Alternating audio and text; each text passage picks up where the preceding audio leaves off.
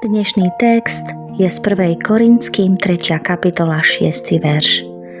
Ja som sadil, Apolo polieval, ale Boh dal vzrast. Milí priatelia, tento verš ma tento týždeň veľmi oslovil. Možno aj vy máte niekedy pocit, že sa veľmi snažíte, ale výsledky neprichádzajú tak, ako by ste si želali. Ja som si to uvedomila pri niečom celkom obyčajnom. Pri baklažánoch. Na jar som si vypestovala krásne priesady. Tie najkrajšie som rozdala rodine. Nedávno mi švagrina povedala, že jej rastlinky už majú malé plody. A ja som sa pristihla pri tom, že mi to bolo trochu ľúto.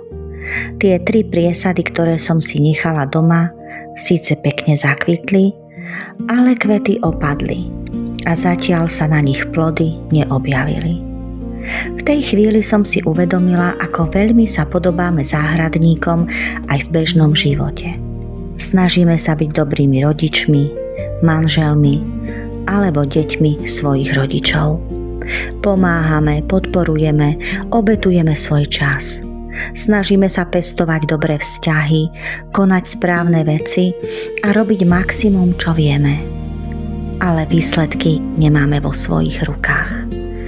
Môžeme zasadiť semienko, môžeme ho polievať, môžeme sa oň starať, no nedokážeme prinútiť rastlinu, aby rástla. Tak ako nedokážeme prinútiť druhých ľudí, aby nás pochopili, aby nás mali radi, alebo aby si vážili všetko, čo pre nich robíme. A práve preto sú pre mňa slová apoštola Pavla také oslobodzujúce. On nehovorí, že nemusíme nič robiť. Hovorí, že našou úlohou je siať a polievať. Vernosť v tom, čo nám Boh zveril. Vzrast však dáva Boh.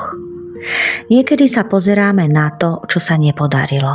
Na opadané kvety, na nevydarené plány alebo na vzťahy, ktoré sa nevyvíjajú podľa našich predstav.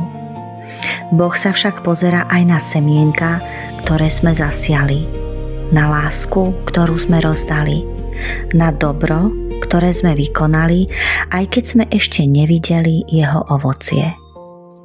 Možno práve dnes potrebujeme odovzdať Bohu to, čo už nedokážeme ovplyvniť. Pokračovať vo vernosti, robiť to, čo je správne a dôverovať mu, že on sa postará o výsledok. Pretože našou úlohou je siať.